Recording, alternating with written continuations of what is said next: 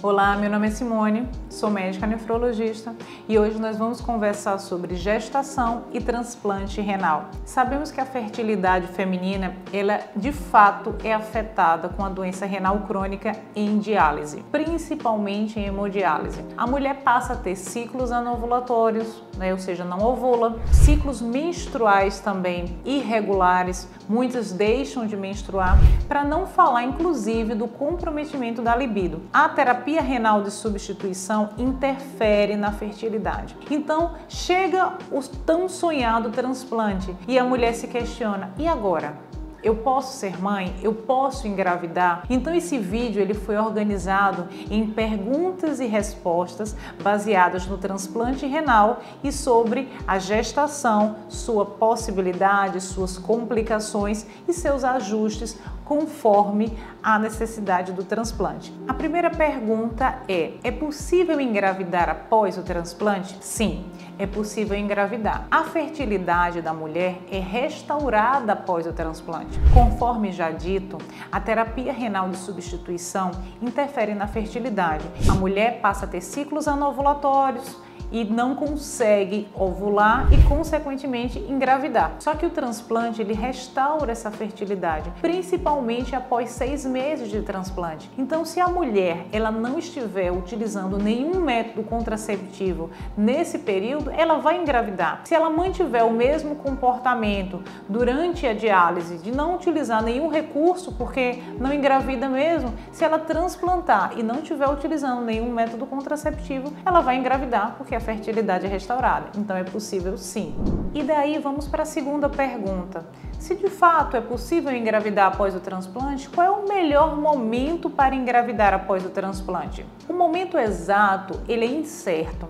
No entanto, a recomendação é que se evite engravidar no primeiro ano após o transplante. Não que não haja situações, exemplos de gravidez que deu tudo certo no primeiro ano do transplante, mas recomenda-se que aguarde o primeiro ano do transplante para engravidar. Essa recomendação ela é baseada em algumas justificativas que eu vou detalhar aqui. A primeira explicação é em relação à dose do imunossupressor. Todo mundo sabe que quando a pessoa é transplantada, logo no início, a dose do imunossupressor ela é um pouco mais alta e o paciente ele passa a ir para as consultas pós-transplante inicialmente de forma mais frequente. Então começa 2 vezes por semana, depois passa a ser 1 vez por semana, depois de 15 em 15, fica mês a mês.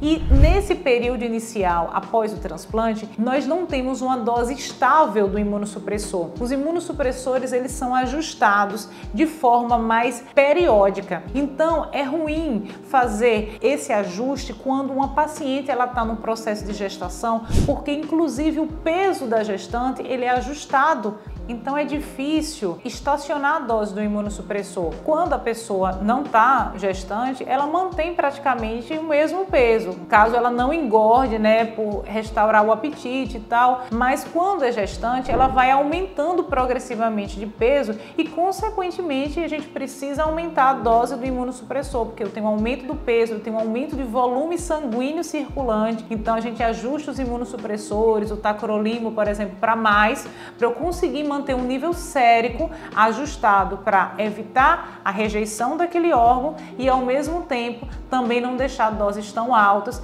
que possam favorecer doenças oportunistas. E é baseado nisso também a segunda explicação por que a gente evita dentro do primeiro ano pós-transplante, porque como os imunossupressores eles estão em um nível sérico um pouco mais alto, eu baixo a guarda para um maior número de infecções oportunistas que ocorrem no decorrer do transplante. O transplante por si só, pelo fato de você usar imunossupressores, são medicamentos que reduzem a imunidade, para evitar a rejeição do órgão, eles ao mesmo tempo favorecem infecções oportunistas. Então, durante o primeiro ano do transplante, como eu tenho esse desajuste, na dose dos imunossupressores supressores para mais, para evitar a rejeição do órgão, é o período em que o indivíduo fica mais predisposto a infecções oportunistas e, consequentemente, isso pode ter um impacto fetal. Baseado na dose do imunossupressor, que ele é ainda ajustado dentro do primeiro ano, e na predisposição para infecções oportunistas que ocorrem mais no primeiro ano, então a gente evita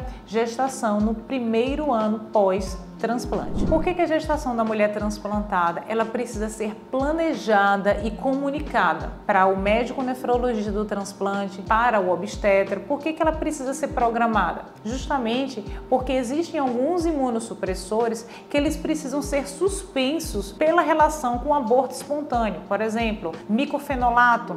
O micofenolato de sódio, ele precisa ser suspenso pelo menos 6 semanas antes dessa gestação que se deseja, assim como outros imunossupressores também devem ser suspensos, sirolimo, everolimo. Então, porque eu preciso fazer ajustes de imunossupressores, a equipe da nefrologia do transplante precisa ser comunicada com relação ao desejo dessa mulher de engravidar. Além disso, alguns remédios de pressão, eles são contraindicados durante o período gestacional. Então, nessa programação, a mulher precisa comunicar e a gravidez precisa ser planejada. Então, quais são as outras condições que o transplante renal precisa ter, além de aguardar o primeiro ano, para que a gestação ocorra de forma mais segura? Existem algumas recomendações, por exemplo, que a creatinina esteja estável, de modo geral menor do que 1,5, não está tratando nenhuma infecção oportunista no momento, não está em uso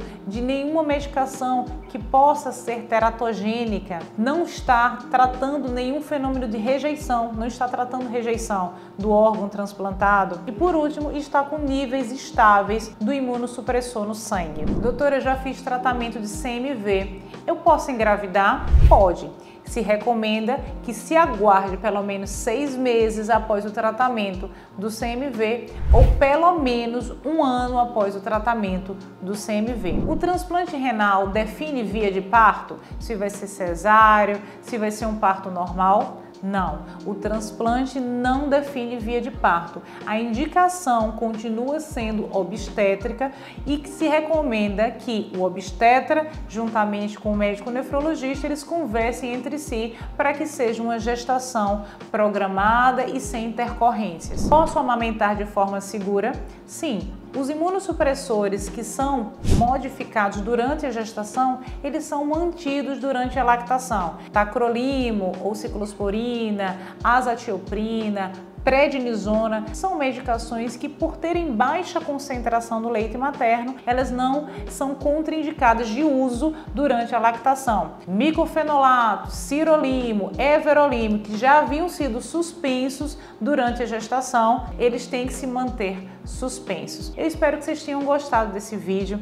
São as principais perguntas, em relação à gestação, e se é o desejo da mulher, ela precisa sim levar adiante, até porque aguardou muito tempo para essa gestação, mas precisa comunicar para que os devidos ajustes, tanto dos remédios de rejeição, que são os imunossupressores, como os antihipertensivos, eles precisam ser ajustados e modificados as doses conforme o ganho gestacional. Eu espero que vocês tenham gostado. Se gostou, dá um joinha, se inscreve no canal e ativa o sininho para as próximas notificações. Um abraço!